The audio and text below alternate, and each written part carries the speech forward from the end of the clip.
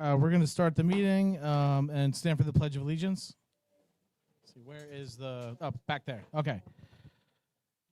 I pledge allegiance to the flag of the United States of America and to the republic for which it stands, one nation, under God, indivisible, liberty and justice for all. Okay, so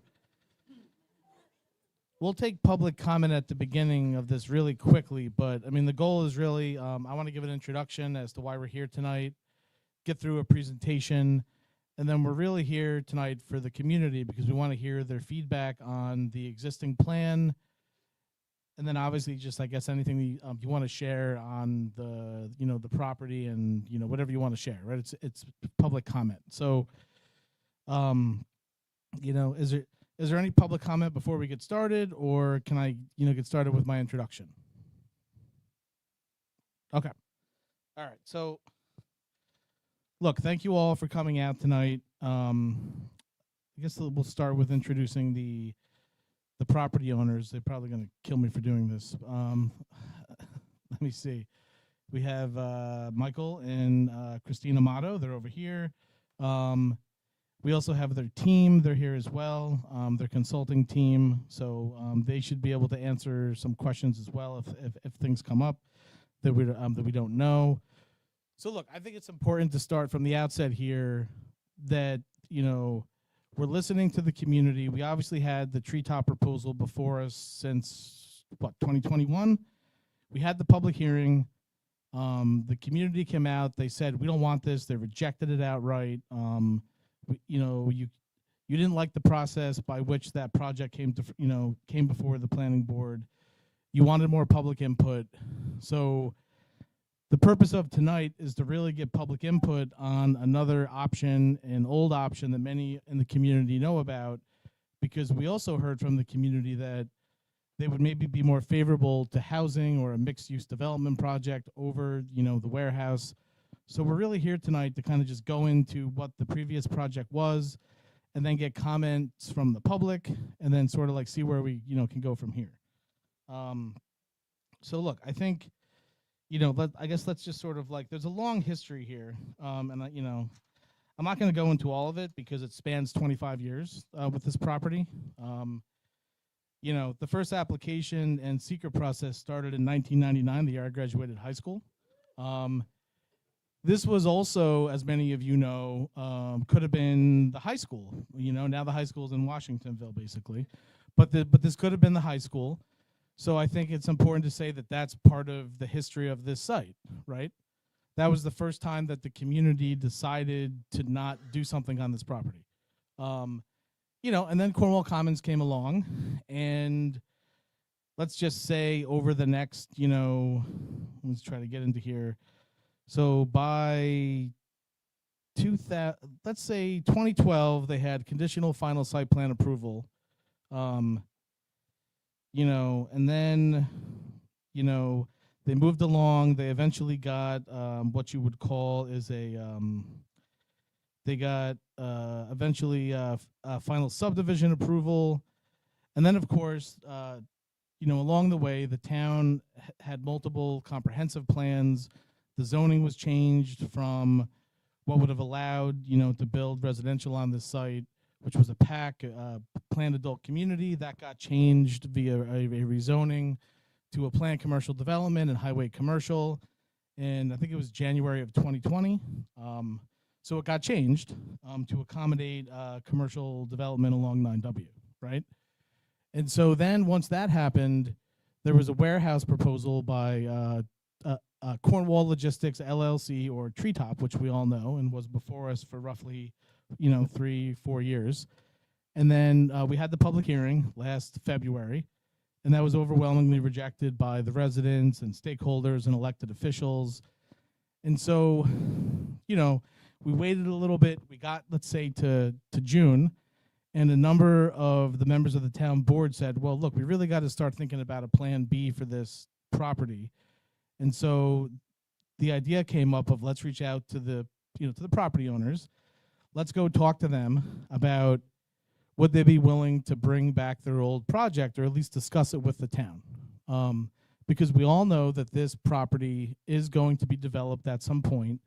Unfortunately, and I don't know if anyone's here from the various land trusts or, Scenic Hudson or HHLT, but they've expressed along the way that this property really doesn't have a, it's not tied or connected to anything that's really worth, let's say, like it's going to be developed, right? Like it's not like within their like priority areas to preserve. And, it's a long 9W. And so the expectation is eventually this property is going to be developed into something. And so in my view, and I think a number of members of the town board, it would be better if we could work with a property owner and a good developer to turn it into something that would benefit the community, of course, with lots of community input. And that's why we're here tonight, because we want to start that process. We don't want to have a developer come and just try to jam a project through, because that doesn't work. I mean, if you look at like Wayway Honda, if you look at elsewhere in Orange County, it just doesn't work to try to jam projects through anymore, because you get community backlash, you get opposition, and I don't think we want to have that here. So I think we want to like start off with a good process, hear your feedback, and then, take it from there. So I think let's, I guess just sort of and I guess I'll come over here. So many of you have seen this. If you've been a long time Cornwall resident, you probably remember going to the meetings. It was before the planning board. How long was it before the planning board? Yeah, so a long time. And so, obviously I think most of you have had a chance to take a look at this. And so I guess let's just sort of, this here is what we call the NEMA donut hole. So it's roughly 33, 34, 35 acres owned by NEMA. And then over here it's 198 or 200 acres, this big lot right here. And so basically you've got a big area of residential, and then you got 9 commercial lots that would be programmed into different things. Retail, hotel, office, congregate care, etc. And look, like some of that might change, because this is what, a 2007 plan. So, that's likely to change. In terms of the housing units, back when it was approved, and right now I think it was stepped back to preliminary approval, 490 units roughly would go here.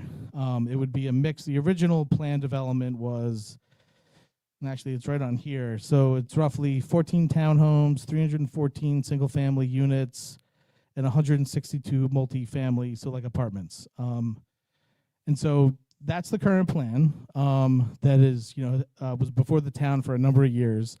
It also has a number of recreational, you have this like great lawn, you have fields, you have like a clubhouse.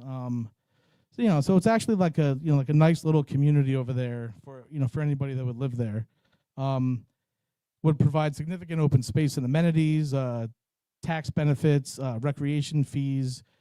Obviously we know there could be an impact on schools depending upon who lives there, and then certainly you would have traffic, who lives there coming in and out, right? But I still think not as bad as 1,000 tractor trailer trips a day coming onto our local roads. I mean, that was going to be a horrible plan. So I think really, and certainly this is the existing plan. And so the existing plan has some existing agency approvals. It was stepped back to preliminary approval. It's got an existing site plan approval, which is like this one, it's the 10 lots, so it's one big lot and then 9 of these lots over here. So certainly, and the zoning changed too. So if this project was going to move forward, it would require the town board to either put an overlay district on top to allow for the project, or to just rezone it and change it from what it currently is to plan, it's currently planned commercial development and highway commercial, which is in this area here. So, and then obviously along the way, we've learned that the public also, over here is the Moodna Creek, right? So we've heard from the public, and also in the neighborhoods, Knollcrest is over here, and you got like Frost Lane, and you got Stately Oaks, and you have some of these other, when it was the warehouse, they would have wanted greater setbacks and also some greater buffers to the Moodna. I think what makes the most sense here is to you know I'm going to stop talking here in a second. Open it up to the board, let them make any comments that they want to make on this, and then we're just going to turn it over to the public, and we're going to see what the public has to say. Hopefully, you've had a chance to take a look at this. And I want to reiterate, this is just the start of a conversation. We're looking for feedback, and if we have to do this a few more times, we will, because I think nobody wants to end up going before a planning board and wasting 2 years and lots of money. I just think that we all want to avoid that. So let's just be honest, and if this works, great. If it doesn't, it doesn't. So I think it was with that, I'm going to turn it over to the town board if they want to make any comments, if they have any thoughts, and then we're going to turn it over to the public. Thank you for coming this evening. I just think we should get right to having the property owner, give people let me finish. What I'm saying is there are people that have moved recently into the community. They don't know the history. They don't know what approvals you already have. I think that really does need to be laid out to the public. Because I don't want people to think, oh, it was just zoned for warehousing, so we're going to go straight to housing.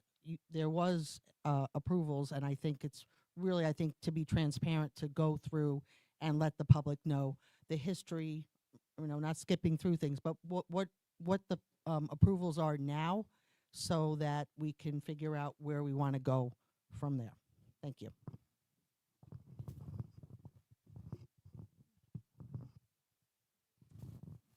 So good.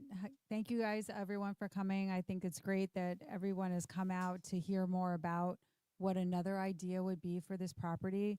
From my perspective, I've had a couple of meetings outside of the town board. I've known that this is something that could possibly be revived. I think when we heard so much about Treetop and some of the terrible environmental impacts that it was going to have on our community, and it would change the character of our community. When you look around, we all just live here. So, and we like our neighbors, and we like our neighborhoods, and we like our schools. And so when I looked back at Cornwall Commons, it is something that fits within the character of our community. And then the question becomes, how does it roll out, and what would it look like, and how would we utilize the property? I think it's really important for me that when you're a property owner, you retain your property rights, and that so long as you're utilizing your property in a legal way, and in accordance with whatever the rules are in your community, you ought to be able to utilize your property in that way. And so I think a little bit about tonight is going to be about some of the struggles that this particular property owner has had to effectuate her property rights. And I'm very interested to know some of the history of it. And I'm very interested to see that a property owner that has paid taxes to this town for decades gets the opportunity to utilize her property.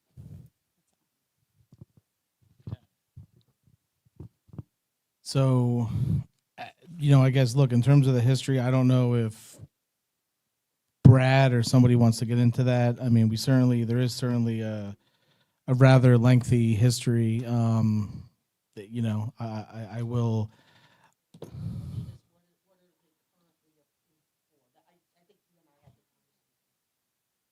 Do you?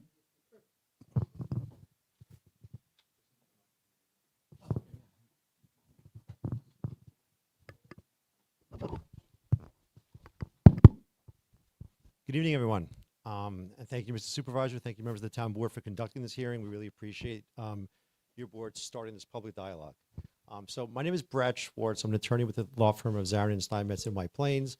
I've been involved in this project for about 10 years. So I don't have the full history, because if you can believe it, it goes back a lot longer than that. So I'll speak the best I can at the very inception, and Chrissy and Mike jump in and help me out as needed. So The original SECRA findings, SECRA is an acronym for State Environmental Quality Review Act. Every development project in New York needs to go through an environmental review under this statute called SECRA. That statute requires the lead agency, the developer, to study all the environmental impacts of a project and mitigate them to ensure that no adverse environmental impacts occur before a project can be approved. Treetop was going through that SECRA process, and the public hearing that was referred to last January was part of that SECRA process. So Cornwall Commons back in 2003 initially gets a SECRA findings concluding that environmental impacts would be mitigated. There was an amended finding statement under SECRA in 2008, again concluding that all environmental impacts from a residential development of the property would be properly mitigated. Again, all impacts, that's traffic, stormwater, utilities, visual. It was consistent with zoning. So the planning board as lead agency found all environmental impacts mitigated and issued a positive finding statement under SECRA. With SECRA completed in 2012, there was issued what's called final conditional subdivision approval. The subdivision approval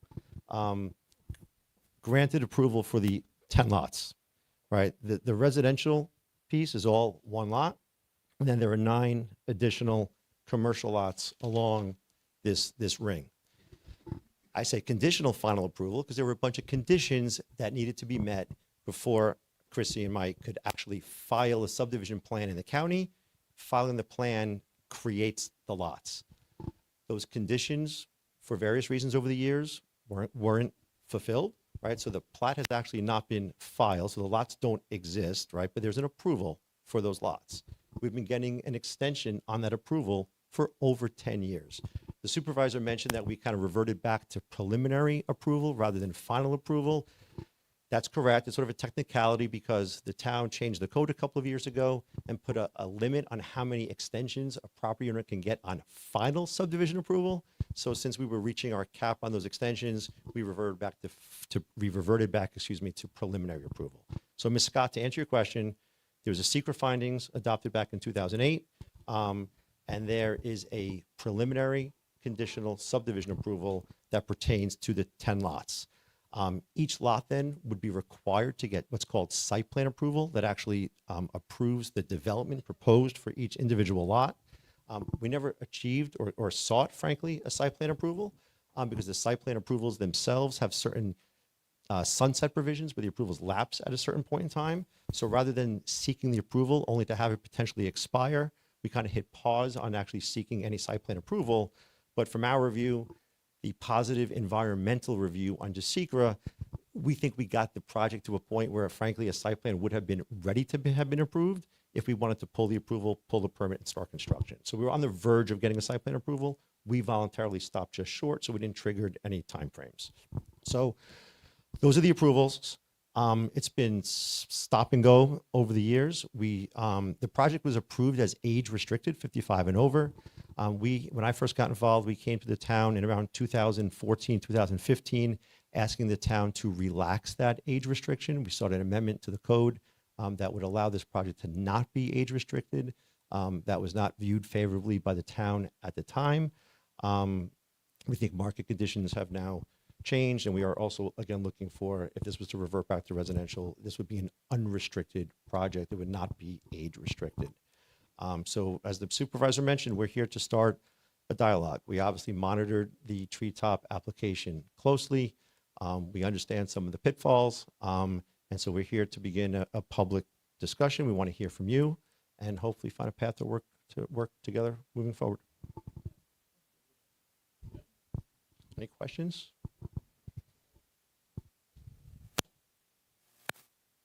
Ashley, Chrissy, anything you want to jump in and add? There's also a bunch of other agency approvals that we got over the years. Question in the back?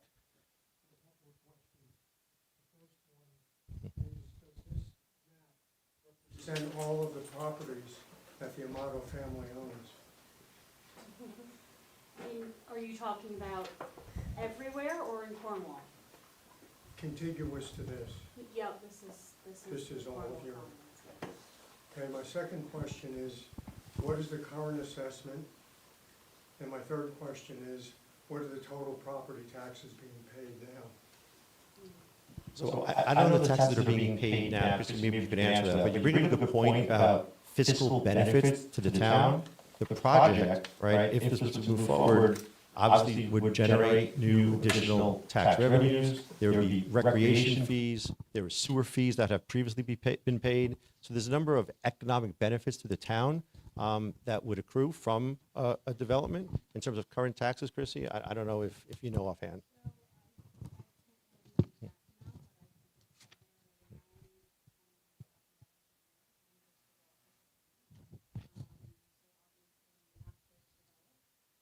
That is significantly more. Each of these individual houses would be paying taxes, each of these commercial lots. As a piece of raw land, it's, I believe that includes town, school district, county, Total. that's the total. Yeah. Thank you. Sure, of course. Hi, Hi. my name is Stephanie. I live on Knoll Crest Court with my family. Hi, Stephanie. 29 Knoll Crest.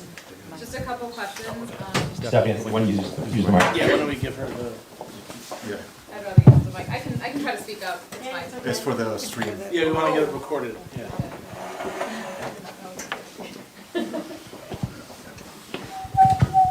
Hi again, I'm Stephanie Joseph. My family and I live on 29 Knoll Crest Court. Thank you for coming today. I've been hoping that we would be able to meet you. We moved in around 2020, so this was all very new to us.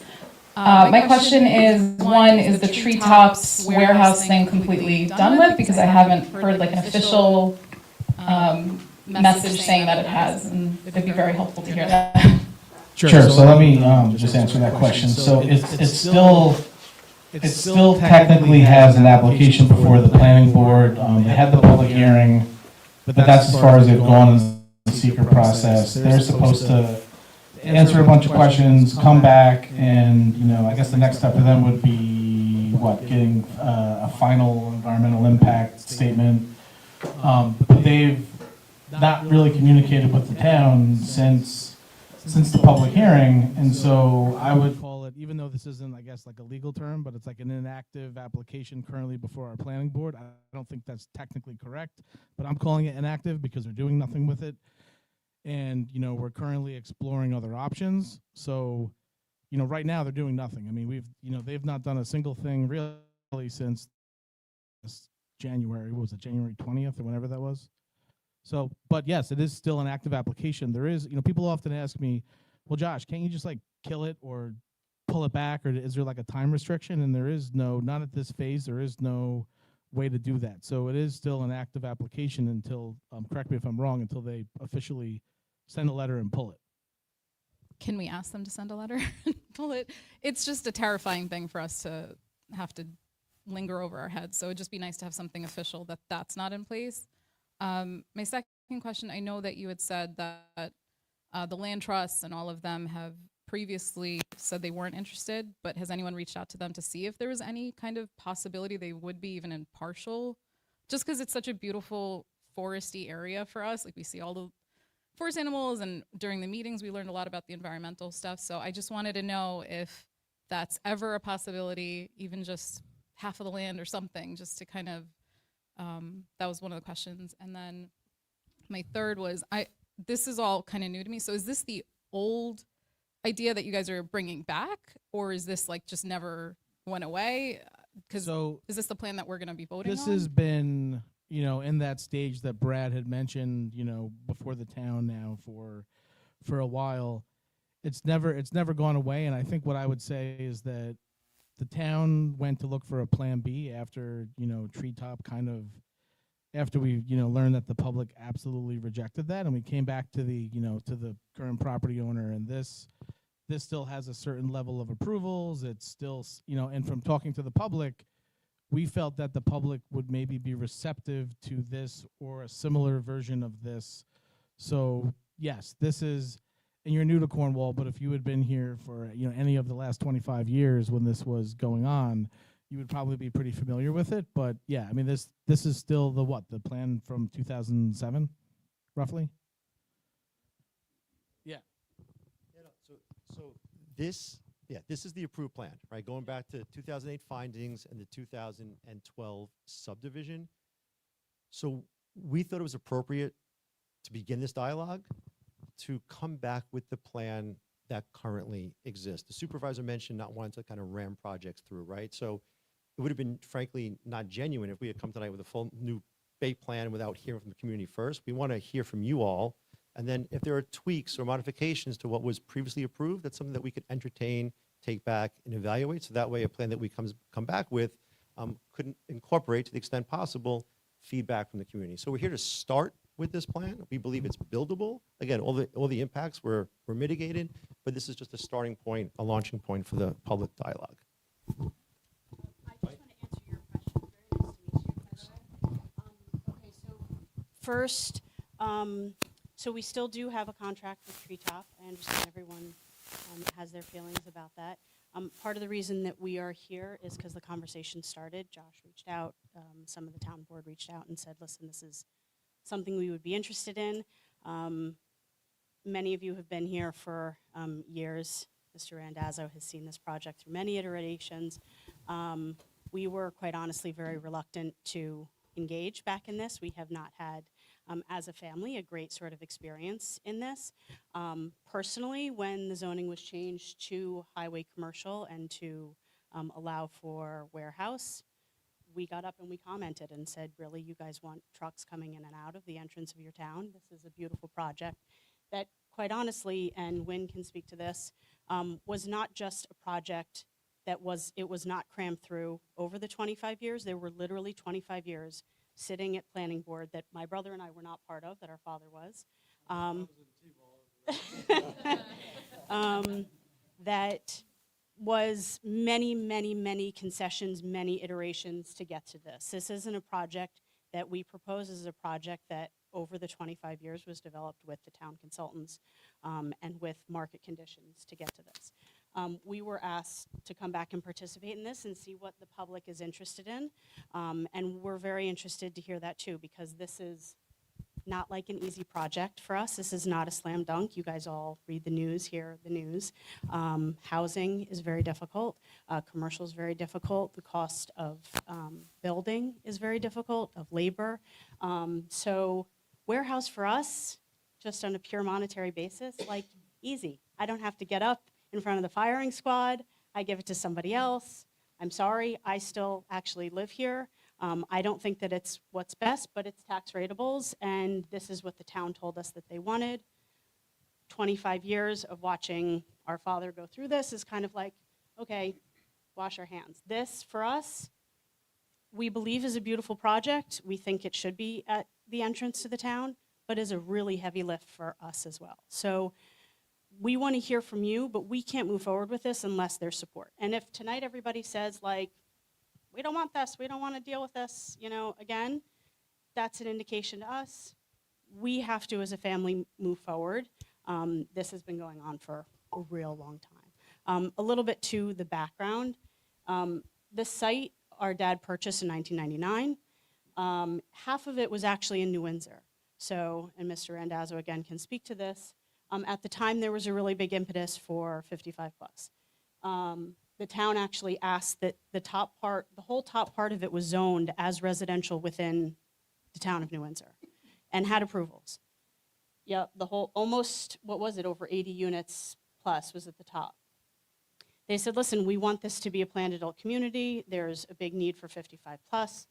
We're gonna rezone this. If you annex the top part of the site in, we'll annex it, because originally, as Josh referred to, there was a hope that the school would go here. And there was a big outcry, we don't want the school here. And everybody said, okay. We said, okay, that's a little bit crazy because this is walkable. Kids can actually come from downtown and walk to the site, to the school. No, we don't want the school here, and the school ended up somewhere else. That was kind of the first level of frustration. We've been through seeker 3 times on this site. It's not just, I know it sort of sounded like a lot of time went by and we were just kind of sitting on it. We were going through market turns, and I can show you a timeline where right as we were about to create this site, right as we had build partners, the town would put a moratorium, a building moratorium, and it would stop for 3 years. It took over 3 years to get agency approvals. So it is not that we have been sitting on this, we just want to dump millions of dollars and sit here on this piece of land. Again, we live here too, so we want something to happen there. It is a beautiful piece of land. I've walked it.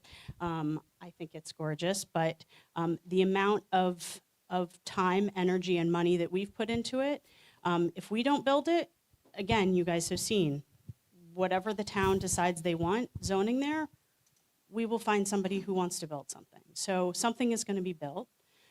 This is an option for you guys to say, okay, this is a plan that maybe today needs some tweaks because today's a little bit different market than when it was first conceived. But it was certainly conceived of road widths, of fire trucks needing to get in, of setbacks, of wetlands, of all of the considerations that go into 3 rounds of seeker. So it's not just a willy-nilly, we threw this plan together.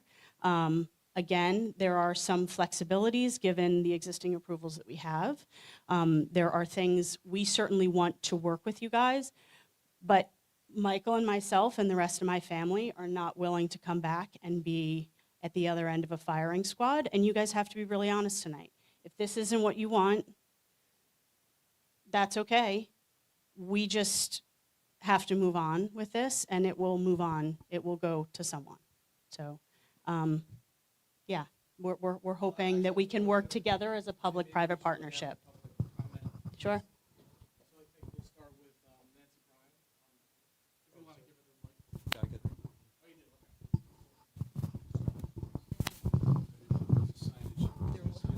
Yeah, it's right here. Yeah. Yep. Thanks.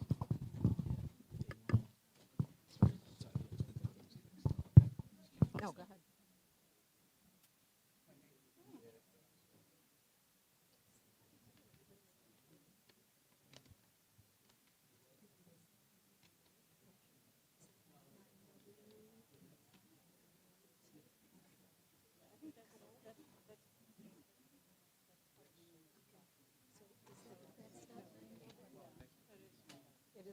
It is 9 double, right?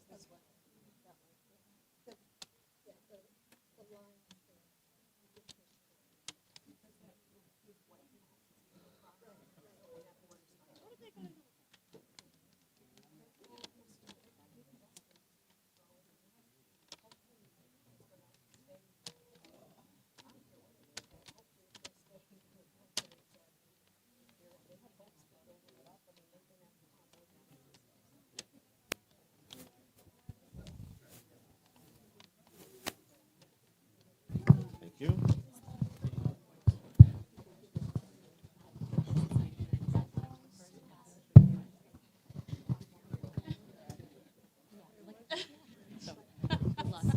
Thank you. It's really nice to meet you. Hopefully there's a way for us to connect.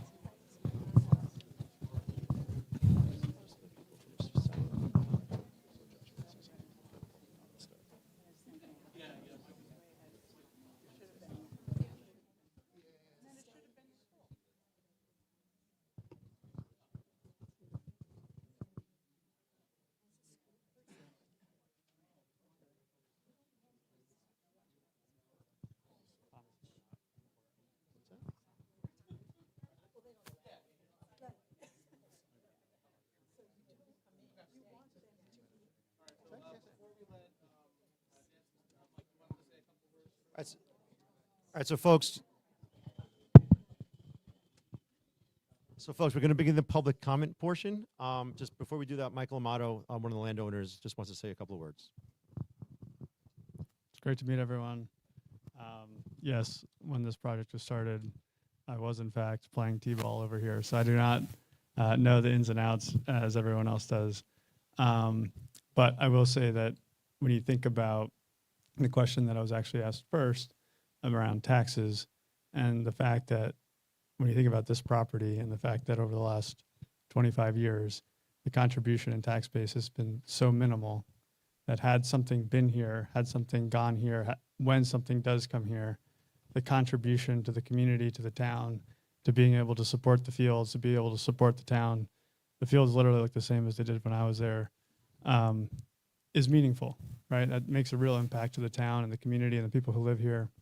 And so I think this opportunity is one to something's going to go there. So it's how do we put something there that's going to be good for the town, good for the place that we grew up or live and currently, and just make sure that, you know, what we're getting is not only a great product, but it's also a great tax base from a revenue perspective to help, you know, the town function and to operate, and for all the public amenities to kind of flourish versus decay. So I think that's just a really important piece that was brought up at the beginning that I didn't want to pass over, and just make sure that, you know, everyone recognizes that the 25 years of missed opportunity of having this is meaningful, and the compounded missed opportunity of 25 years of not having this is really unfortunate.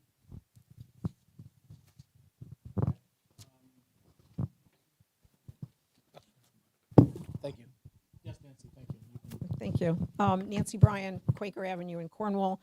I just, a couple of things. I'm glad to see the project coming forward again. I would hope that perhaps you're open to different ideas that would still give you, in the end, use of the property that would benefit the family. The school district must be included if there's going to be housing. And I would really implore you to have discussions with the district. Cornwall School District does not have declining enrollment.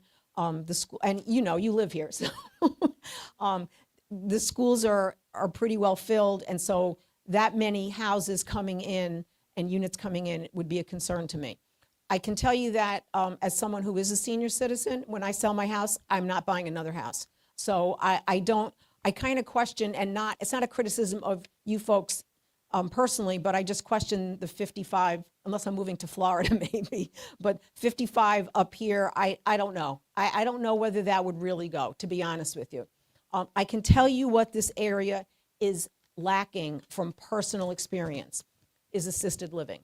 And I don't know if there's any way to possibly consider that and include that, but there is nothing from Goshen east in this county at all. There is nothing. Atrial Living finally came into this side of the Hudson River a few years ago. They are down in Rockland. There's nothing. They're in assisted living. They also have memory care. When we needed things for our family, I had an aunt that was in Atrial Living, but in Connecticut. That was a number of years ago. My mom needed a facility, and she was out in Middletown. There is nothing for people that need assisted living on this side of the county, just this county. So I think that would be something to, if it's something that you could consider, I would really tell you that would be just a huge thing for this area, because there is nothing here.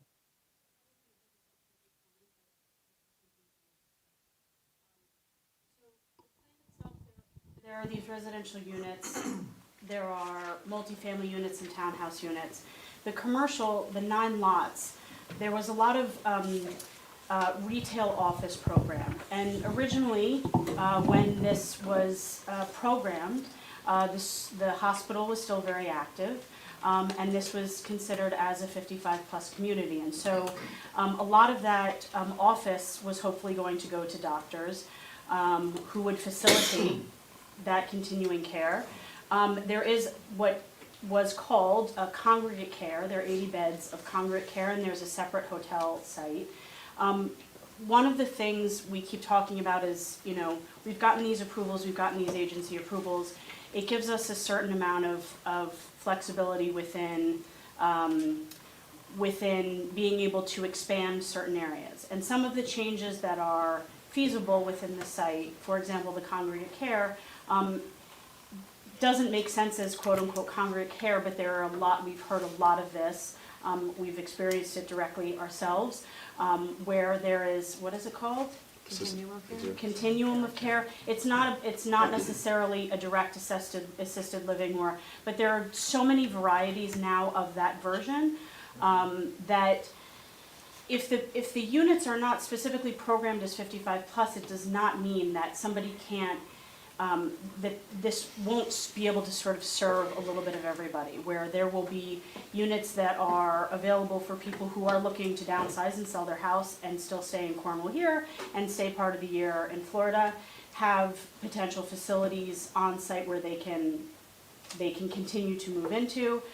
We're also hoping to be able to welcome in a lot of, like us, kids that grew up here that can't afford to stay in Cornwall, that maybe would be able to afford a starter house. Or so we're looking a little bit of something for everybody. But to your point about that market, we are definitely not blind to that. And there are opportunities to be able to expand some of that. I know Josh had brought up, we have a lot of office/retail, which probably will not be programmed to doctors' offices as was originally conceived, but does have potential for apartments above. So you have more of a walkable where somebody that is looking to downsize or somebody that's looking for a smaller unit could be able to be in, in a different walkable environment. So we're still very cognizant of that desire, because we have literally lists in the office where people would call when Cornwall Commons was still 55 plus. I'm looking to sell my house. I really want a unit. Can I get on a list? Can I get on a list? So we haven't forgotten about that. Okay, next we have Eileen Hartman. Oh. Oh, okay. No, you're good? Okay. We've got Laura Nichols. I'm good. You're good? Okay. I think that's the attendance sheet. No, that was the sign to speak. Yeah, that was. Okay. We have Rick I'm gonna reserve for the time. Okay, please. We have Ted Warren. Good evening, everyone. I apologize. Can you go to the Yeah, Ted's podium, gotta please? grab a mic Oh, too. Mike, okay, all right. That makes it even worse. We want the whole community to hear what you have to say. Well, unfortunately, I'm gonna read. I'd love to reel this off the top of my head, but I haven't had dinner yet. I'm gonna read. My apologies. My name is Ted Warren. I'm a resident of Cornwall, although I am here in my official capacity as the Hudson Highlands Land Trust Public Policy Manager.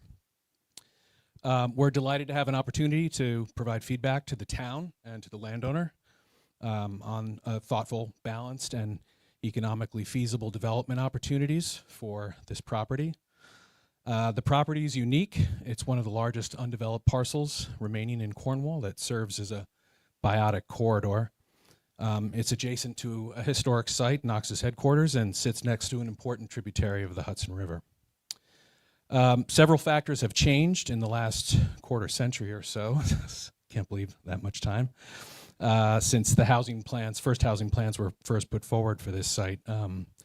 And those changes include increased precipitation and damaging climate-related events, changes to the landscape itself, such as erosion from the Moodna Creek and emerging wetlands on the property, and in addition to a regional housing affordability crisis and the type of housing that is currently in demand in our region. HHLT sees the development of this property as an opportunity to create a project that will benefit the town of Cornwall and the property owner while creating a vibrant, walkable community that preserves woodlands, waterways, and connectivity, and Cornwall's natural heritage. There is an increasing interest and appetite for housing and development that incorporates the conservation of open spaces and natural resources into the design of the livable environment in order to attract residents and businesses. Those open spaces and natural resources not only provide for better quality of life and recreational opportunities for the residents who live in the area, but they can also mitigate the effects of climate change, such as increased stormwater runoff, localized flooding, and associated damage to roads and bridges. There are now many successful examples of development projects that have moved away from the type of sprawling residential or commercial development typical of the post-war era, which have fragmented our landscape and negatively impacted the natural communities in our region. Demand is growing for more compact development that reinforces sustainable habits by creating walkable neighborhoods with a wide range of housing, mixed-use commercial that provides community amenities and jobs, and values open spaces for public squares and recreation. Housing that is within reach of young people, first-time homebuyers, workers, and seniors looking to scale down should be something that the town and the landowner incorporate into their planning. These places should offer places to eat, shop, visit with friends, and have open space to gather in and walk. Not only is this an investment in the community's future, but there will also be programs and funding intended to address the housing crisis that can contribute to the cost of development. There's also an opportunity to create a project that can be integrated into any redevelopment that the owners of the NEMA property across 9W choose to do in the future. Not only integrating the built environment and recreational opportunities, but also protecting and enhancing habitat connectivity between the critical natural features in the town, such as the Moodna Creek and the Hudson River. HHLT is ready to work with the landowner and the town of Cornwall and the village of Cornwall and Hudson to develop a plan for this land that fulfills their goals, while also ensuring that people and nature can flourish together on this special property for generations to come. Thanks.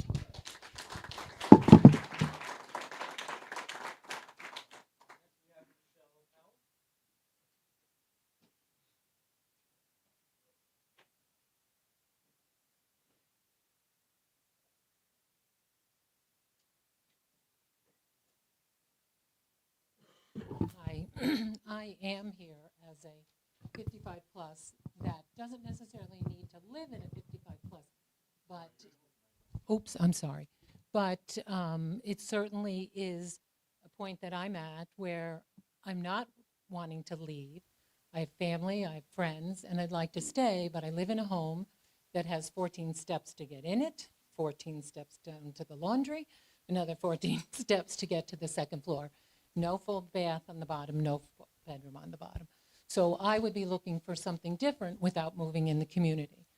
I watch real estate constantly, looking at ranches, homes with bedrooms on the bottom floor, and there just isn't anything there. So I would be interested in this and know a lot of other people looking too for that ranch or whatever it is. So I see it as a great benefit to the community. Liked it years ago when I wasn't ready to live there, but now I would be. So as Karen said, it is going to be sold to somebody to do something. Seems to me something that could benefit us in many, many ways. And I don't know if it's possible to combine the 55 plus with other units, because what the 55 plus does is it takes away a little bit of the burden on the school district in terms of too many children coming in. But I like really very much in favor of bringing something like this.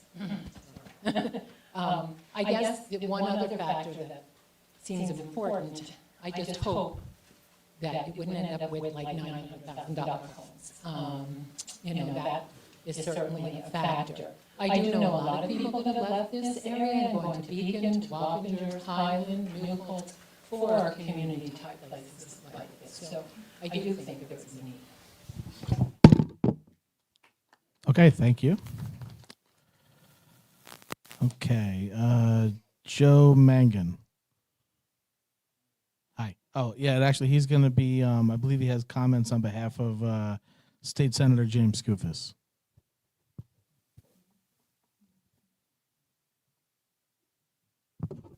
Yeah, good evening, everyone. Yes, thank you for the introduction. I'm here on behalf of State Senator James Skoufis.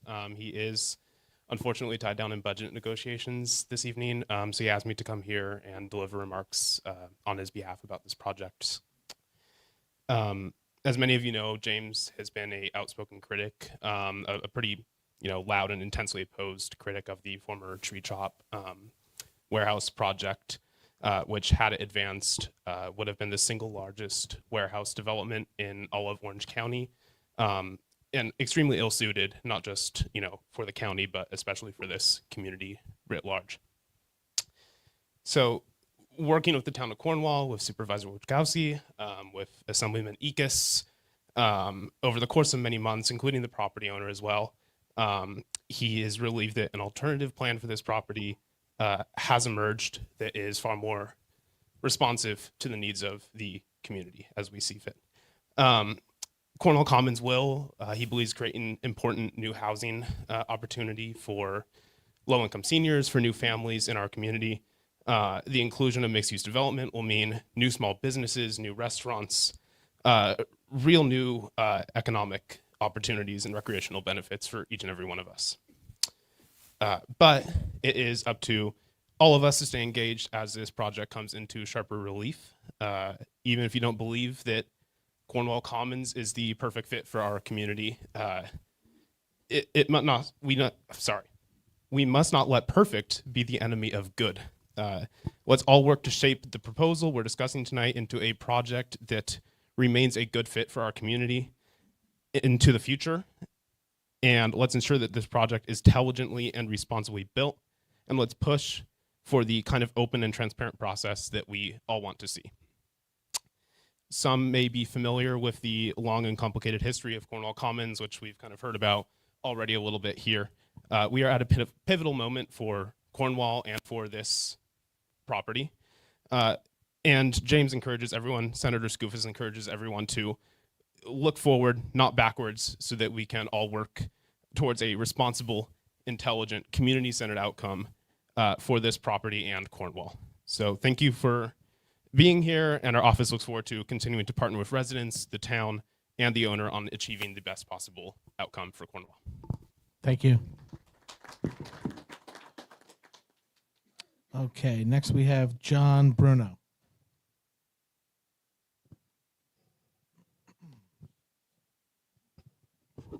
Thank you, Josh. Thank you, Town Board. I appreciate the opportunity. This is the first time I'm seeing this proposal. I'm a resident of Cornwall for the last 5 years. I live here on Knollcrest Court, and I have some concerns. I represent the HOA from Stone Hollow. First is that there'll not be any egress into the development from Knollcrest. It doesn't look like there is, but it's hard to tell because Knollcrest doesn't even appear on this map here because it looks like it predates. Knollcrest wasn't on the map yet, right? Yeah, I don't think it was fully built yet. Right. So now that it is, it goes all the way back to here. So I'm concerned, and I don't know what these buildings are down here. They look like they're maybe apartment buildings, but I'm not sure. And Knollcrest comes out to about here. So this is really close to some residents on Knollcrest. As a matter of fact, I think Stephanie's house is like right here. So that's my other concern. If this can be tweaked, and I heard it, the development could be tweaked. I think it's a huge improvement over treetops, by the way, so I'm glad to see it. But if there could be some tweaks here to accommodate the residents of Knollcrest, I would appreciate that. Yeah, I mean, that's one of the things we wanted to get tonight is, obviously with the warehouse, there weren't really many buffers. It was just going to be a massive cutting down of trees. But, as far as this project, I know that, and I've already told the property owners that, residents would be asking for additional buffers. They would be asking for, additional things like that. I don't know what their plans are as far as connecting to, Knollcrest via Stone Hollow via the Knollcrest Road. But, certainly, I don't know if you have plans for that, but it's not on that map because it wasn't fully constructed at that. We haven't done, Ashley is here from our planning group. We have not done any replanning of this site until we had this meeting and until we saw sort of what was possible or what's going on. Obviously, the update of this plan has to go through the planning board. And so, like the first many iterations to talk about, I know there's a lot of fire emergency access, and there was a ton of years spent in discussing those sort of things. So those things will have to be addressed, an updated version of what has changed. A lot has changed since the first version of this plan. So. Yeah, I would also just add that, like, as a family, as people who are in this business and appreciate landscapes, like preserving trees, preserving vegetation is like one of the highest priorities for us, and building responsibly and making sure that everyone feels like they have their own unique space is really important. I think it's always a shame when you go into new neighborhoods and they just clear out the entire thing. So as you think about what's being shown, one of the large priorities of the site plan is to maintain vegetation and trees. And so the separation and the buffering would be equally important to us because we also don't want for there to be. That's great to hear. And also the height of these buildings, it's, you know, obviously not clear on the map how tall these buildings are, or if there's parking areas around there, but it comes really closer to no cross court. So if you can, you know, consider that on the next iteration, we'd appreciate it. Thank you. Thank you. Thank you. Okay, next we have Michael Baldy.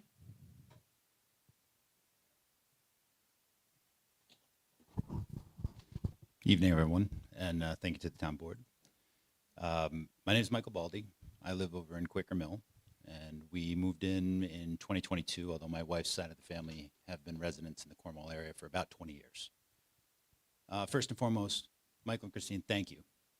Thank you for your continued patience as you work with the town to try and make something that appeases all of us, despite the fact that there is some hardship to yourselves in the waiting process. And I hope that doesn't go unnoticed, so thank you for that. I do want to meet you in the middle, because I think everything that is proposed on here would be beneficial to our community. I like the idea of the trails, the parks, the assisted living facility, retail, restaurants, etc. I think the major hurdle is scale.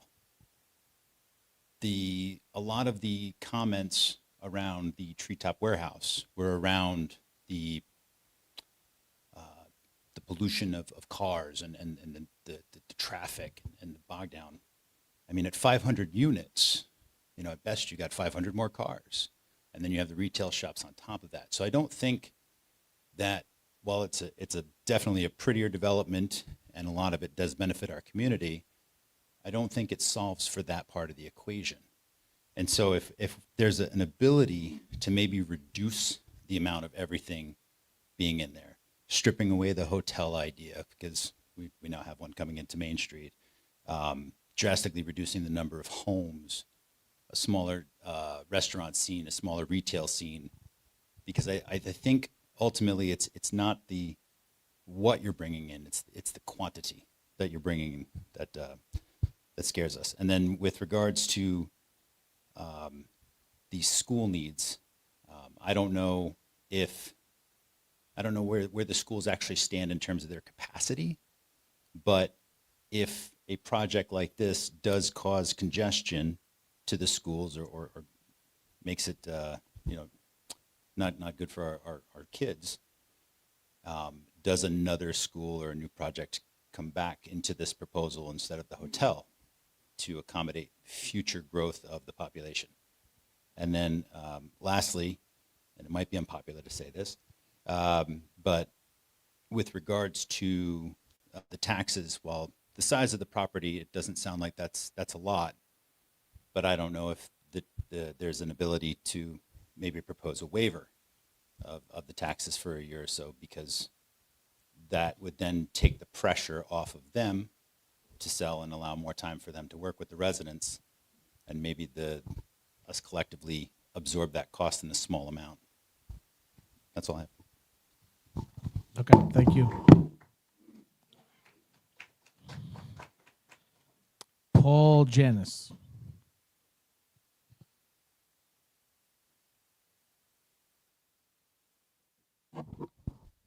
Hi there, Paul Janis, Deer Hill Road, Cornwall and Hudson. I also want to thank you very much for coming here. And back a year ago, I was thinking to myself, why aren't the developers, the owners of the property, present? Why aren't they involved in the conversation? So with regard to the treetop, it sounds like it's dead, but the fact that it's not, I'll just say that I think that from the get-go, it was a completely tone-deaf, impossible solution to a problem. If the problem is, I've got a piece of property, I want to develop it, the solution is developing.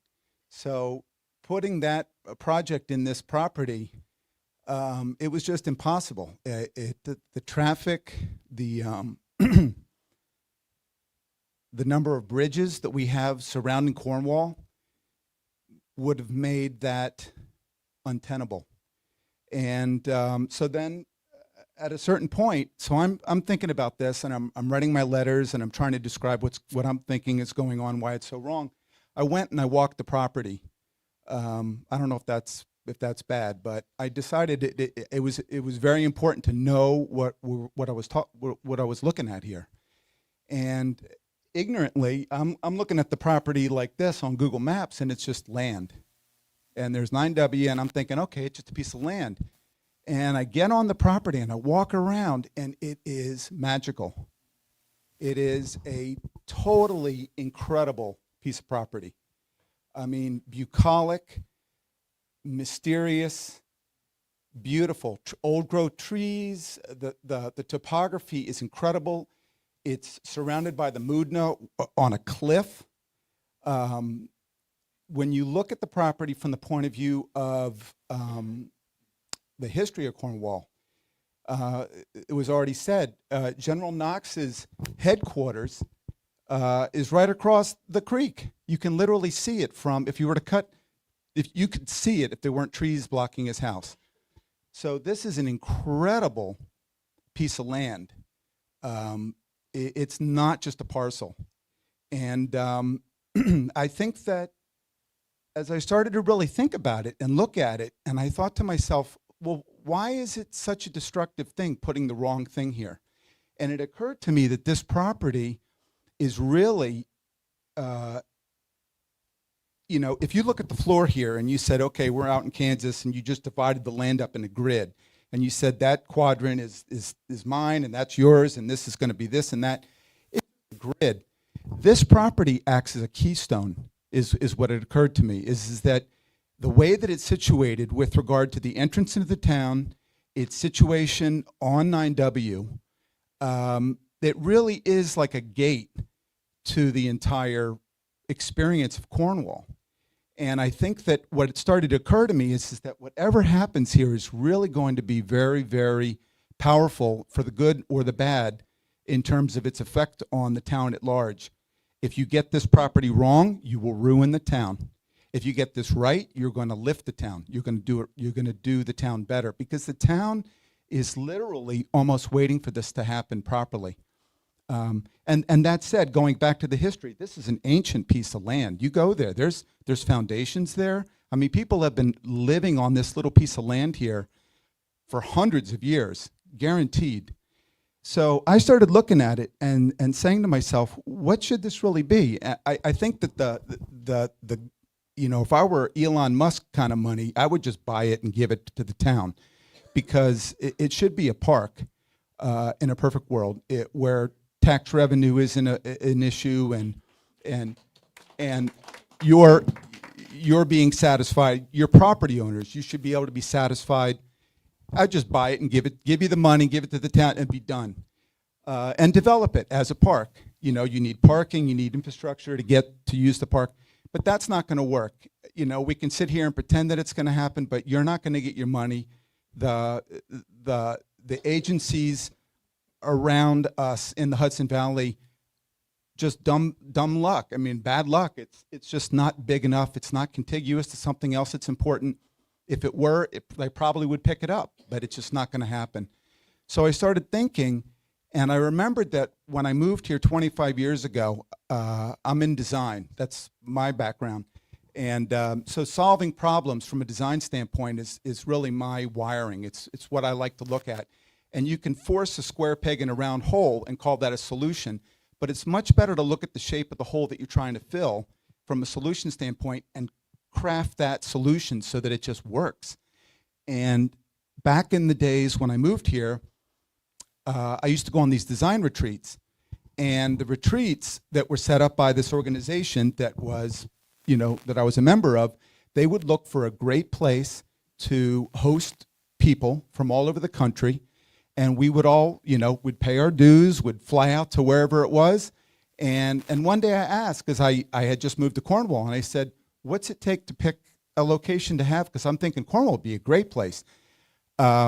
Because we wanted a place where people could go have their meetings and then break out and be in part of, be in the environment of wherever they were, San Antonio or wherever it was, go enjoy and get saturated with ideas and then go back to your meeting. So I thought, wow, it'd be great if it was here, because we have all of this natural beauty and we have history here, but we have nothing to offer like that. So the thought that I had when I was walking the property was, what would happen if this was a corporate retreat where it was kind of like a hotel, but without the traffic?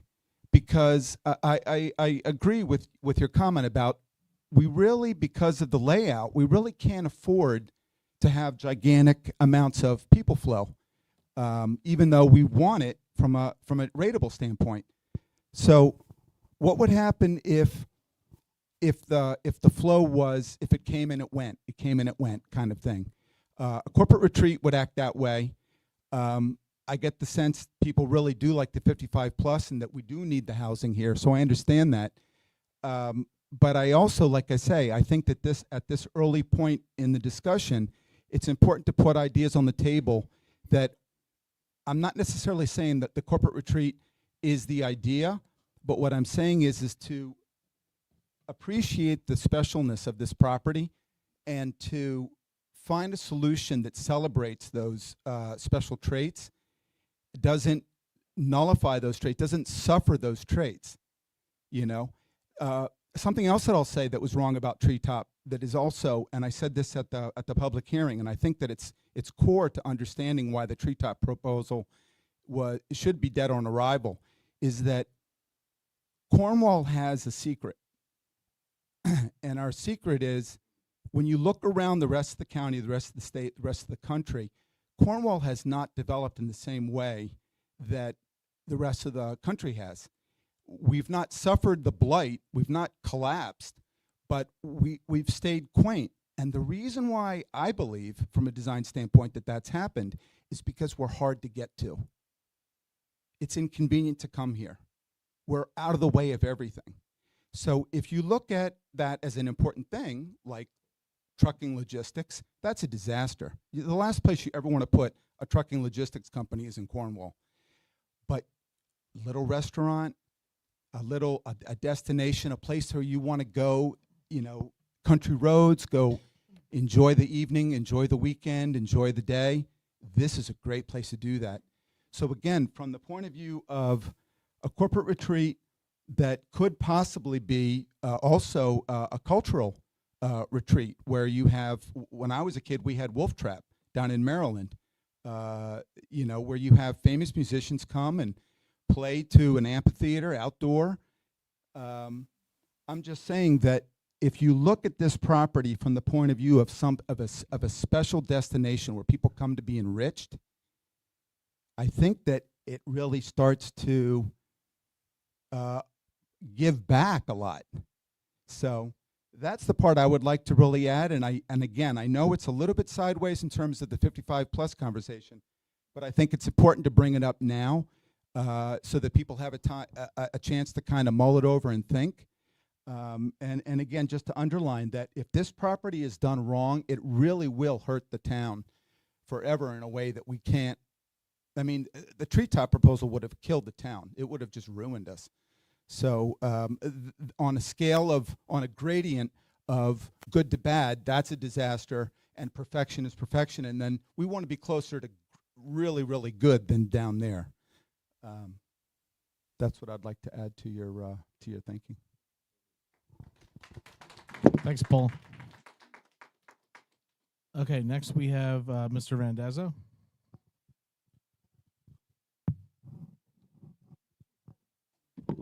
Thank you, Mr. Supervisor.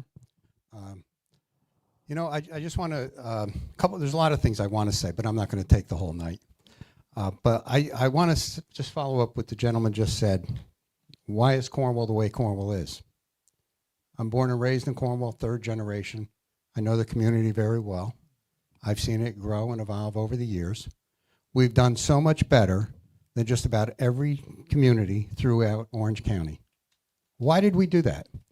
We did it because our goal was always to maintain the character of the community. The first day I took office, 45 years ago, whatever it was, That was what was always on my mind. How do we maintain what we have? You have to grow, you have to evolve, or you die on the vine. But we've done that in such a way that we have really preserved the greatness of the community. Now, I know the details of this project like the back of my hand. The only people that know it better than me are the Amato family and maybe some of their consultants. And I want to say one thing before I get into my comments. I think it was around 2013 or 2014 that Chrissy had mentioned. There was an informational meeting here at Munger. And the proposal from the developers was to make, I forget, 78% of the 55 and over. It was all 100% 55 and over. Make 78% of it non-age restricted. And I've got to tell you, I was not supervisor. It was an embarrassing evening for the community. The way that they treated Mr. Amato, who I want to say, my first dealings with him was when I got back in office in 2004, was one of the nicest gentlemen you could ever want to meet. And he was a top-notch developer. So we had a good relationship right from the very start. So I'm not going to be long, but I think you want to know a little bit of the history. They mentioned starting in 1999. I think in 2003, they had reached some agreement with the former supervisor in the town. There was going to be something like 630 residential units, 55 and over, and some commercial. And it was about a 150-acre parcel, not the 197.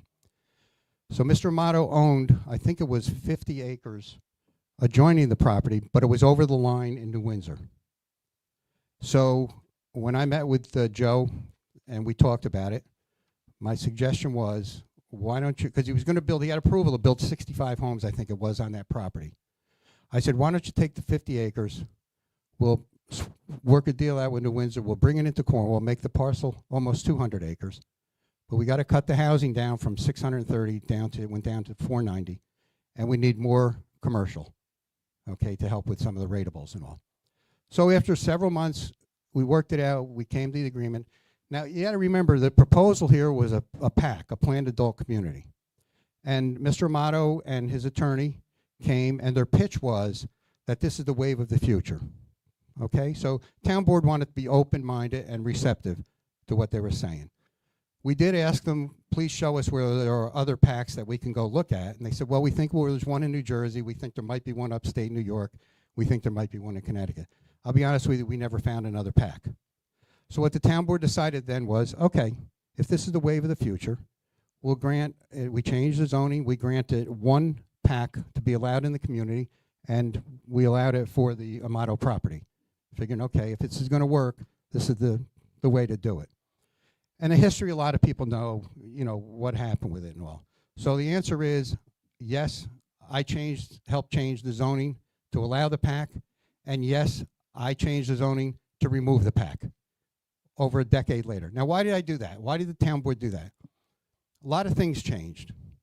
And one of the things that changed, the feedback that we got from the community was, they didn't want to see 500 units of housing concentrated in one area of the town. And again, the PACs never took off. That wave never came. So what we did is we matched almost similarly. A few years before I got back in office, the NEMA property was rezoned, and most of the residential potential for that was eliminated. So we looked at it and said the community really didn't want big residential. So what we did is we sort of mirrored the Cornwall Commons property to the NEMA property, making highway commercial along the front and the PCD for commercial behind that with no residential and all. Things have changed. Now, I'm glad that the Amatos are here. And I know they want to talk about it and see what's reasonable. Maybe it's not that plan, because maybe the community still hasn't changed where they want to see 500 units of housing in one location. But it's a beautiful piece of property. So the town and the Amatos hopefully can work together, see what's feasible to bring it so that they can develop the property, which they're entitled to do, and the town would get something that they would be proud of. So I'm glad the meeting's being held. I think only positive come out. I mean, I could mention some of the negative things that happened over the period of time with it because it wasn't always just smooth and easy. But we worked as well as we could. Again, we're trying to preserve the character of the community. I'm just going to throw out one suggestion. I don't know if it would ever work, but I just saw where we know that several years ago, the county purchased the homeless property out there in Chester, paid about $8 or $9 million for it. Camp LaGuardia. Okay. Now I just read recently where the county, after so many years, they tried to sell it, got into some messes with the deals with that. So they still owned it. So County Executive Newhouse made a decision. He's going to build a park. They're going to use for park property, parkland. Let's contact the county executive. We really don't have any parks in this particular area.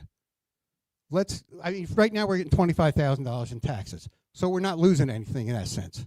There may be potential for it. But on the other hand, wouldn't it be nice to have the county own the 200 acres and provide trails, keep it beautiful, sustain what we have, right? It'd be an incredible park. Why are we not entitled to have a beautiful park owned by the county, maintained by the county, for the citizens of Cornwall and the surrounding area? So I encourage the board, contact the county executive. He seems to be in a very generous mood. But seriously, if you think about it, it's possible. I don't know what numbers are with the Amato family, but let's see if a deal can be put together and put this property in public hands where forever it'll be preserved for the residents of the community. That's all I want to say. Thank you very much. Thank you. Okay, next we have Jeff Enzavino from Scenic Hudson.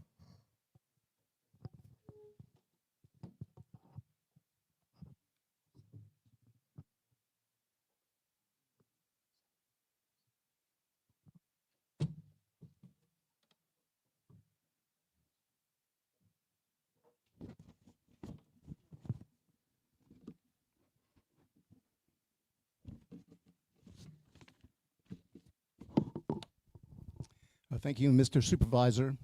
My name is Jeff Anzavino. I'm the Director of Land Use Advocacy at Scenic Hudson. For those who don't know, our mission is to sustain and enhance the Hudson Valley's inspirational beauty and health for generations to come.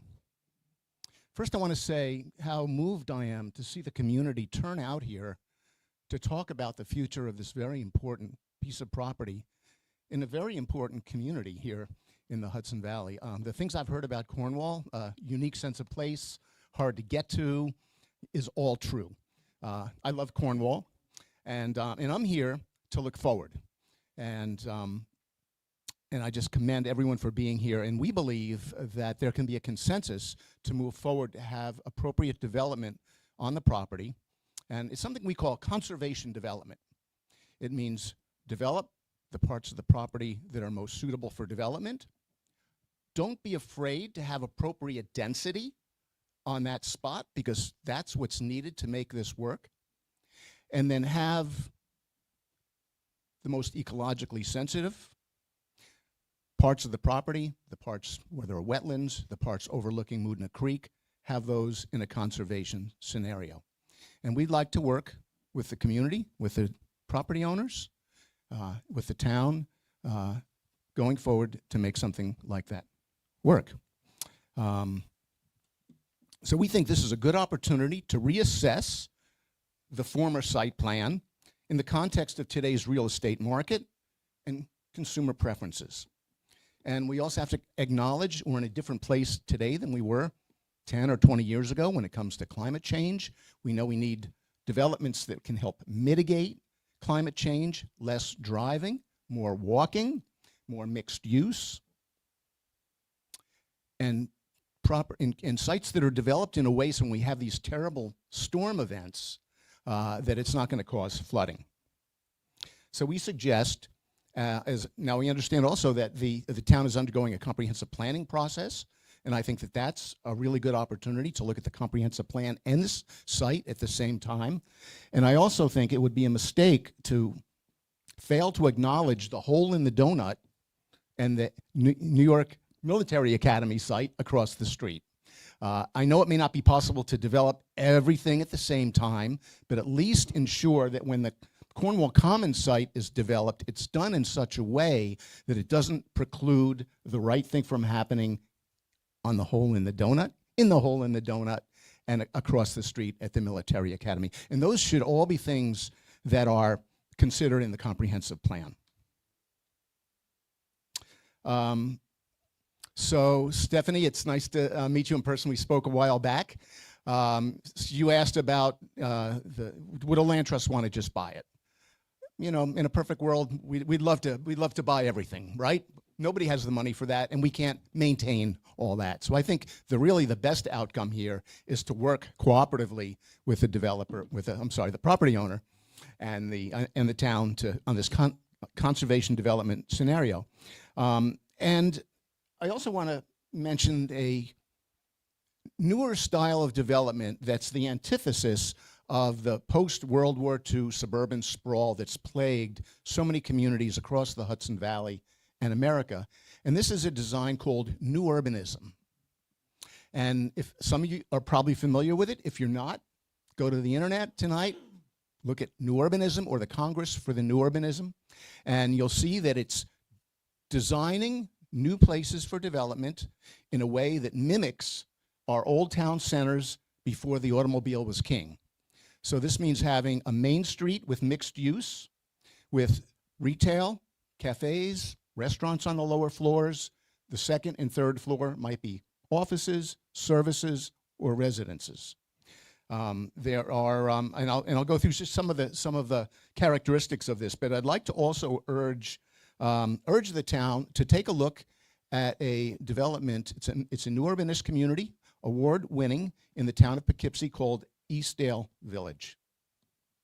It's 35 acres, has about 400 units, 120,000 square feet of restaurant, retail, and medical space. It is really innovative.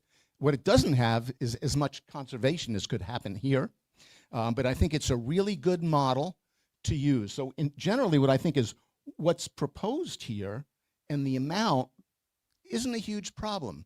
It's the layout and the arrangement of everything that pretty much covers the site. And if there could be a way to design it where the compact, dense, and walkable is what new urbanism seeks to achieve, the blocks, instead of being these giant super blocks, would be smaller blocks, so it's easier to find more places to walk between the places where people live and the services and the restaurants and the cafes that they'll have. So that would be, and I'd like to go into more of this. I don't want to take too much time tonight, but I'd love to work with the town, love to work with the property owner on this. But please, let's keep the lines of communications open because we're really excited and want to make the right thing happen here. Thank you. Thank you very much. Yeah, just on that note really quick, I just wanted to mention there is this it's land preservation organizations and organizations like Scenic Hudson have got together with RUPCO and Habitat for Humanity and some others, and they basically have this, they're kind of looking at building these conservation zone developments. I know the county exec supports these types of developments. Orange County Land Trust is involved. Yes, thank you, Ted. Yeah, thank you for that. But yeah, so I know, and in fact, I don't know if there's one of them in Orange County yet. This would maybe be the first if this, went that direction. But that, that's a much later discussion. Christian Brunelli.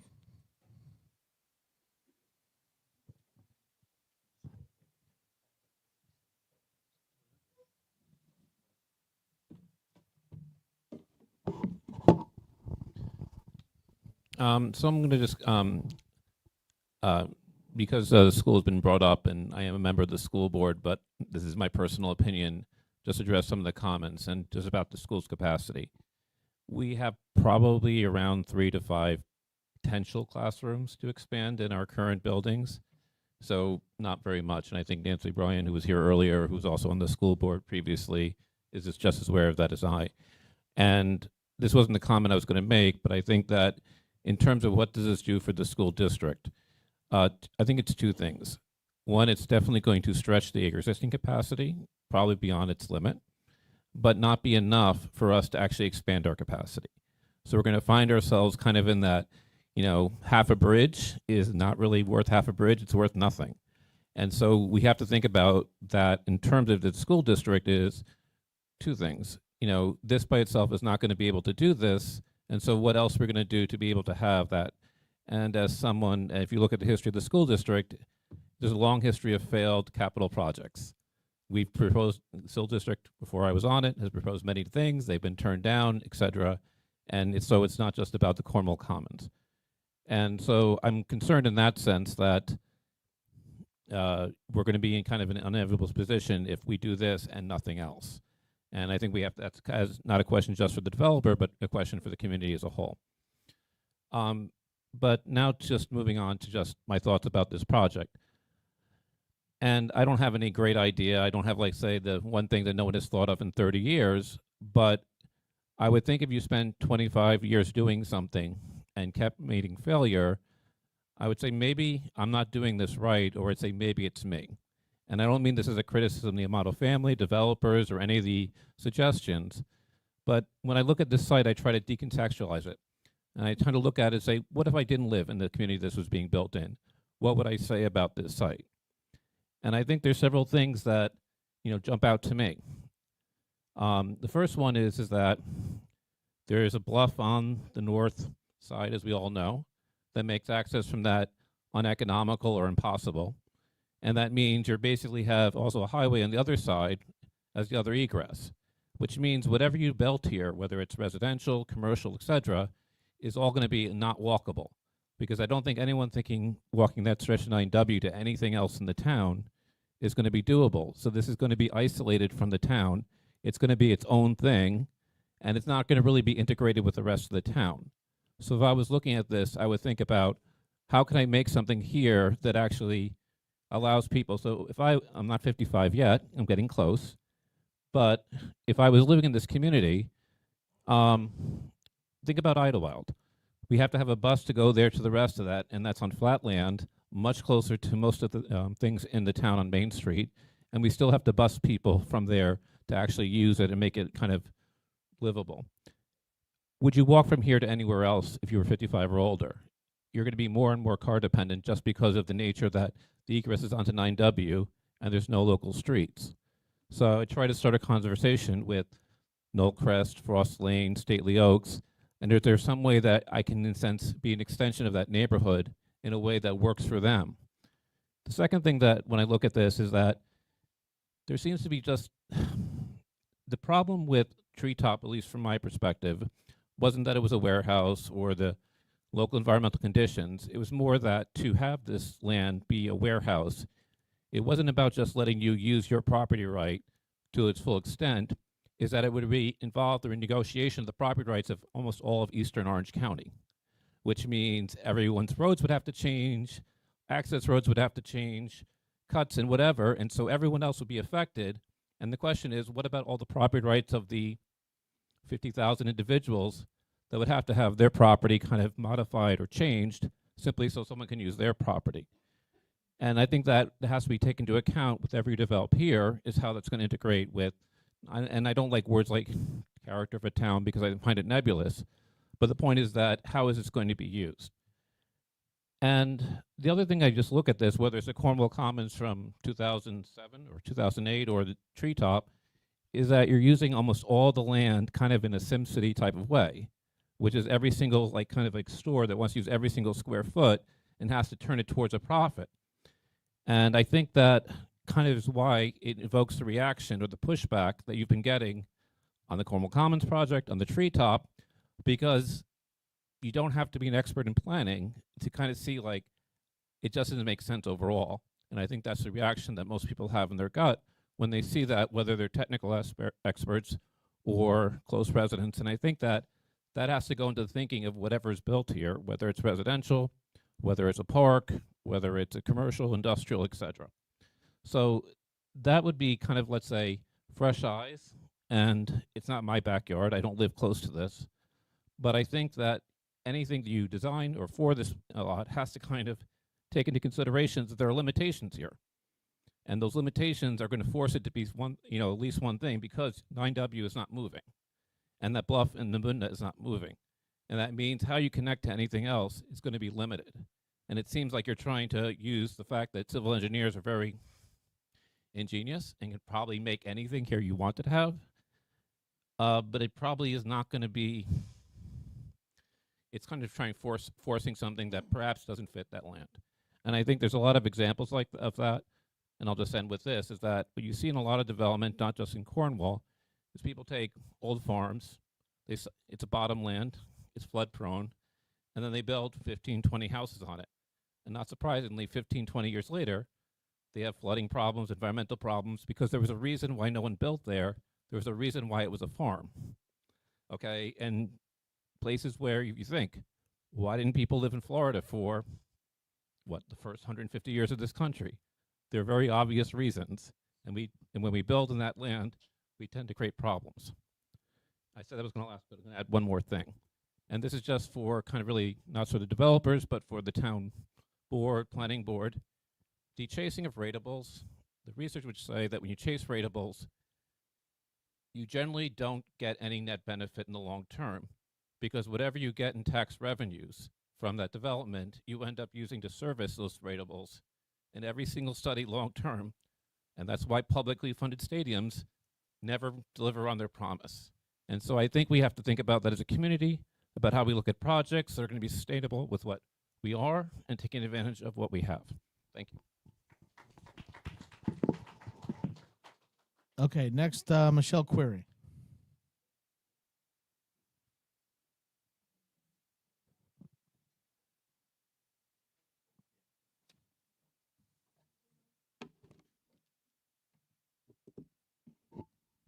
Thanks to the town board, and especially for the patient process of the past year plus since we had the meeting in January to address the environmental impacts of treetop, which I think everyone in this room pretty much agrees is not going to be the right thing. And I appreciate that the Amato family is here, and hello, Chrissy, because we know each other, because that is what was needed all along, and it happened for many years, of course.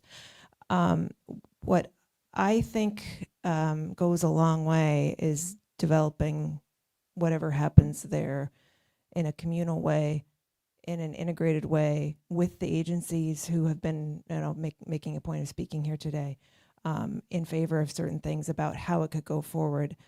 And it could have been that, this is conjecture, of course, but maybe the Amato family felt that way and had to shock our community into that by putting out a proposal with the treetop developers to help us to see what we didn't want. That would look to be like an effective strategy, because here we are saying good things about this development that we once said no thank you to. It's more complicated than that, and I understand that. But what I want to say is a couple of things. I'm in favor of doing this in a way that is responsible environmentally, and certainly that would mean a commitment from the property owners to work with the Hudson Highlands Land Trust and Scenic Hudson and other interested parties. And I especially like the idea of working with the development, I forget the name of the acronym that Ted Warren just said, but the one that you were talking about a minute ago, the organization that works on building housing in Orange County would maybe be the first one. Hudson Valley Alliance for Housing and Conservation. Thank you. So what we have an opportunity for, and I know that this is not lost on the Amato family, what we have an opportunity for now is a legacy and something that is unique and special and isn't just a development and it isn't just a moneymaker for the town or the family, but is something special. And we recognize, my husband wanted me to say, well, why can't we just have it be a park? And I'm the pragmatic one in our partnership, so I didn't ask that question, but you see, now he wants his name on the list. But I think I understand why it can't be a park, and that has been spoken to in terms of just financial sense. But I think what we can do is make something kind of like the Eastdale Village in Poughkeepsie, but better, with the biotic corridors, with even considering maybe like universal design principles, so that universal design for people who are familiar or unfamiliar, is incorporating accessibility in addition to just, use for any part of the community. It would be accessible to people of all ages. So universal design addresses the needs of seniors, of people with disabilities, of children, and it does so in a way that is, integrated with the community and an environment. And new urbanism, which is really just the old city square but made new, is a really nice way to bridge everything that we've been talking about. And I want to encourage the family to think about that. And for anyone here that hasn't been, I actually was at Eastdale Village last week by just coincidence, and was commenting like, wow, this is really great. We'd love to have something like this around here in Cornwall. So I would encourage folks to go up there and check it out as well. The only question I have, and I'm sorry for the kind of long-winded start up to the question I have is for the Amatos, is there currently still a legal obligation to Treetop LLC that holds you to that agreement with them, so that we can't necessarily go here until that is cleared? So there is still, we are still contractually engaged with Treetop, although they understand that we are having these conversations, but that, yeah. We'd figure that out. Right? We wouldn't be having these conversations if there wasn't a path, but that's private issues between the Amatos and Treetop. Good question, thank you. Thank you. Okay, so next we have Katerina Dressaris.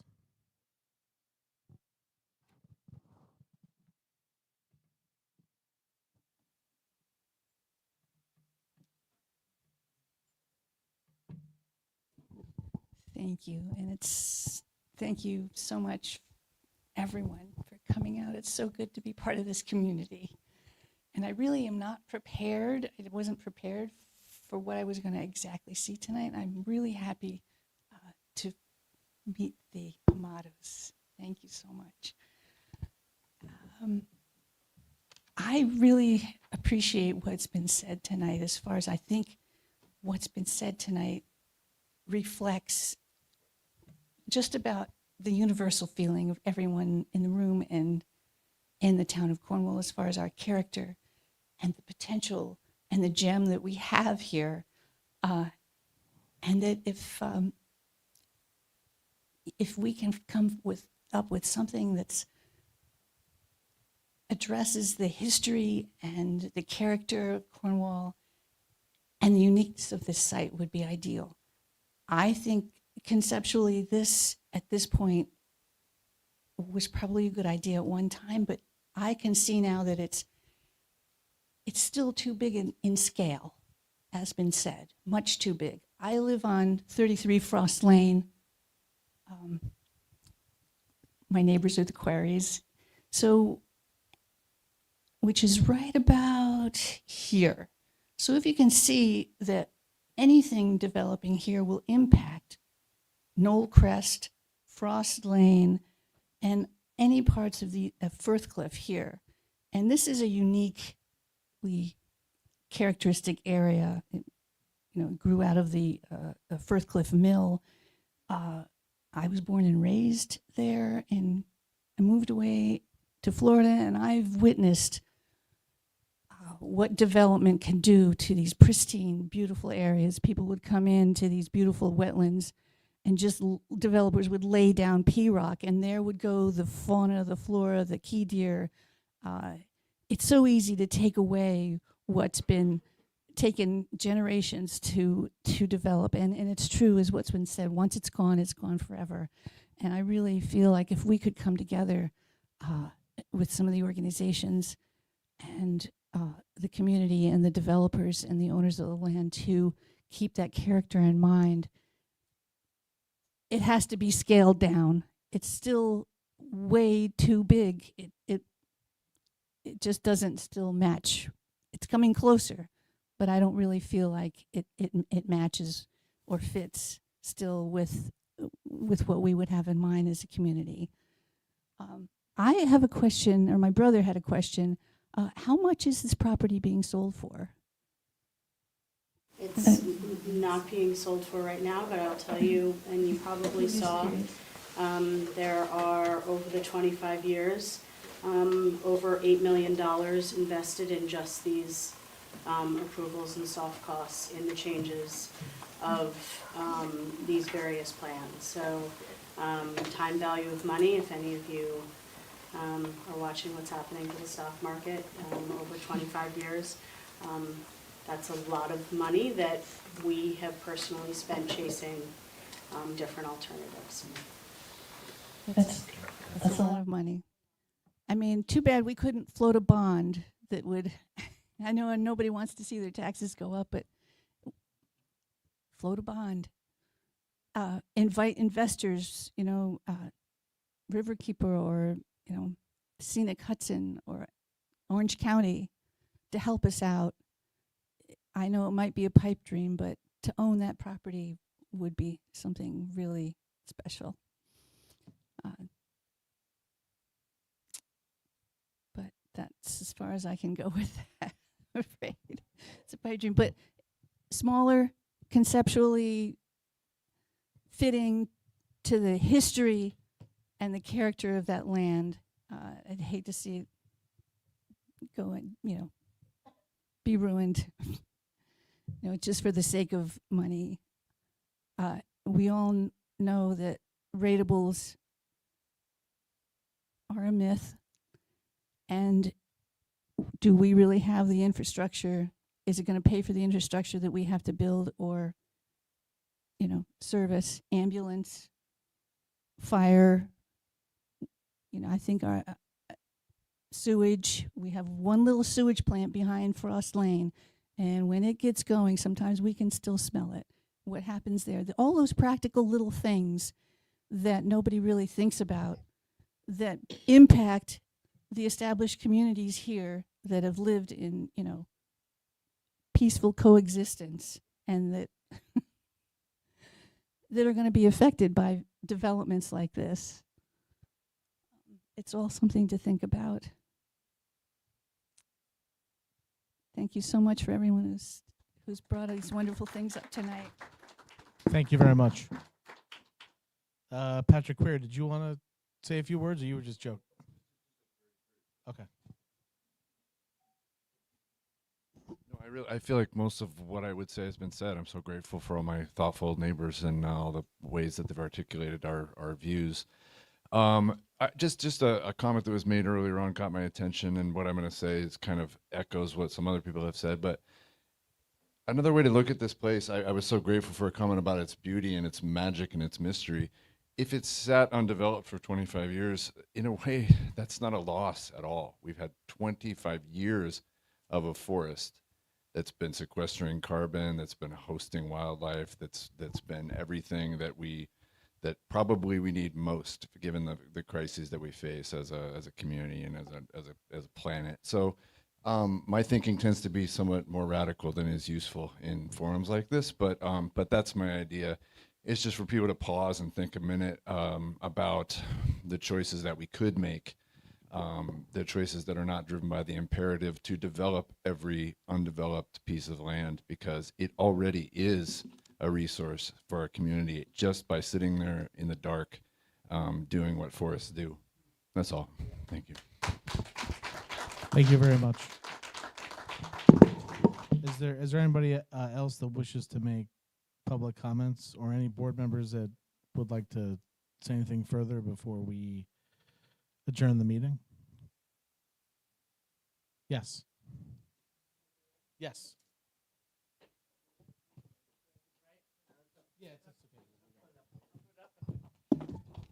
Hi, everyone. I'm Nicole Augstein, new to Cornwall, but not new to the area. Grew up in Monroe, and it's almost like I chose Cornwall because of its magic, because of this stuff, because it's incredibly vibrant and connected to the community. I hate what has happened to the rest of the county, and yet I still choose to be here. And it's because of people like you. It's because of property owners, too, that you haven't just force something down and bin those people. That's incredible. So like the fact that there is a active discussion where this in general makes sense. On the side, I'm a landscape architect and also a developer. So like I totally get all of what you're trying to do. I did plan unit developments in Maryland for several years. This is even the style that I used to do it in. Like I feel that this is viable and feasible, but also not totally appropriate for Cornwall. Like it works in other places. And so the comments about scale, the comments about conservation, the fact that you recognize that you have these old growth trees, like that in and of itself already means that you recognize where the community is coming from. So all I want to say is that I'm incredibly proud of what this town does, what it continues to do, why it is what it still is in Orange County. Like, it's incredible. And there is, I don't know, I see very clearly a path of like how to make it work from the construction standpoint, because I totally get it, and being something of a legacy. Whoever said legacy, like, well done, because that's really, I mean, you're part of this community. Like, that makes sense to bridge it all together. So anyway, thank you for everyone. Thank you. Okay, is there anybody else? No? Okay. Board members? No? Okay. All right. Well, look, I think we had a very productive meeting tonight. You know, I think the town and the property owners got a lot of very valuable feedback. There's a lot to consider. So, you know, we're going to have to, you know, have some discussions, decide next steps here. If it requires us coming back and having another, you know, public listening session is what I would call it, we'll certainly do that. If you have questions, comments, concerns, we certainly want to hear about it. So, you know how to reach me, supervisor@cornwallny.gov. Many of you have my cell phone, so text or call me, etc. Yeah, you know, again, thanks for coming out. And if I could get a motion to adjourn the meeting. Aye.